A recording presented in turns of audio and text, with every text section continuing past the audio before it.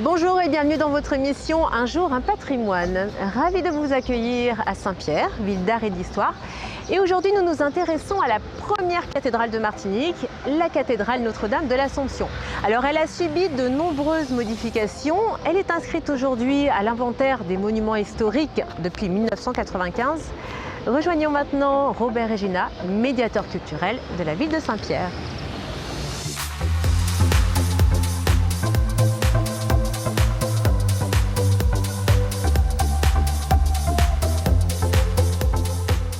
Monsieur Regina, bonjour. Bonjour Christine. La cathédrale était au départ, en 1654, une petite chapelle. C'est ça. La chapelle du Mouillage. La chapelle du Mouillage. Et alors, elle est fait. rapidement devenue trop exiguë. Exactement. Donc cette chapelle étant au quartier du Mouillage, donc la chapelle du Mouillage, créée par les Dominicains, devient trop petite parce qu'elle est au cœur de la vie économique de Saint-Pierre. On est non loin de la place Bertin. Elle sera détruite par un bombardement anglais en 1667. Donc on aura une nouvelle église qui sera construite dès lors en 1675. Alors ensuite, la petite église devient une cathédrale. C'est cela.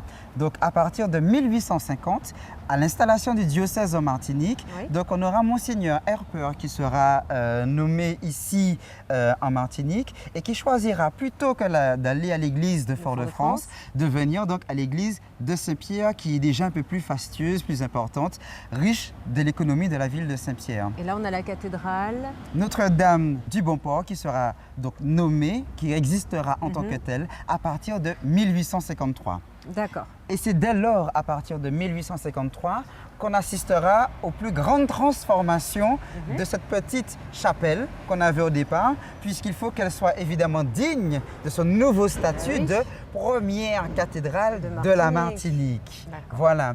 Donc au départ, on a la partie inférieure ici, donc sur le massif occidental, avec une espèce de petit fronton qui sera juste là, avec derrière donc le transept, qui représente donc la croix de la croix latine. Ces parties seront prolongées du transept jusqu'à arriver au massif occidental. Nous avons un style néoclassique. Ensuite, nous allons monter, on aura des élévations au fur et à mesure. Et là, le style change et on le voit, donc on aura un style plutôt néo-baroque. Et après arrive la catastrophe de 1902. Qui va aboutir à la destruction de la ville de Saint-Pierre dans sa totalité, mais également de la cathédrale de Saint-Pierre. Il ne restera à la fin de l'éruption du 8 mai 1902 que cette façade, que cette partie de façade du massif occidental. Donc c'est-à-dire que derrière, il n'y aura absolument plus rien. Voilà aujourd'hui la cathédrale. Alors on retrouve cette partie qui a résisté à l'éruption. C'est cela. Donc on a la partie inférieure, donc, qui correspond donc, à la porte centrale avec les deux tours sur les côtés. Et en fait, toute la partie supérieure a été reconstruite ainsi que l'église à partir de 1923. Finalement, l'intérieur, là, n'a plus rien à voir avec l'intérieur tel qu'il était avant l'éruption, puisque toute cette partie-là a été détruite. C'est ça. Donc en fait, la cathédrale sera entièrement reconstruite à partir du pan de mur qu'il restera de la façade, sous l'impulsion du père Vénard, de Monseigneur Lequien et de Victor de Paz, et bien entendu des paroissiens qui veulent retrouver leur lieu de culte. Et alors là, les travaux s'arrêtent ? Alors les travaux se terminent dans un premier temps en 1925 afin de livrer aux paroissiens une cathédrale, et donc qui sera la co-cathédrale Notre-Dame de l'Assomption. Sur la cathédrale avant 1902, sur l'abside, donc le mur qu'il y a derrière nous qui se trouve derrière le chœur, il y avait 3 grands panneaux qui prenaient tout l'ensemble et qui s'élevaient jusqu'à la voûte au-dessus et qui se terminaient donc par l'Assomption de la Vierge Marie. Donc la cathédrale prend de l'âge, donc on a des infiltrations d'eau, etc. Donc il faut procéder à des travaux, à des rénovations, des réhabilitations de cette cathédrale. Et là on est en plein dedans. Et on a des vitraux assez récents. C'est ça. Qui ont été inaugurés en 2006.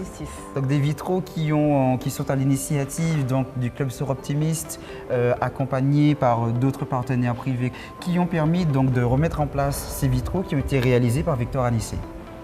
Merci beaucoup, Monsieur Regina. Les travaux s'achèveront en 2021 et conduiront à la revalorisation de ce patrimoine architectural, notamment par la mise en lumière de sa façade, la restauration de ses tours, la création d'un fronton, et elle retrouvera sa couleur blanche qui lui donnait, comme à l'époque, son rôle de point de repère pour les marins s'aventurant dans la baie. Allez, on se retrouve la semaine prochaine pour un nouveau numéro d'Un jour un patrimoine.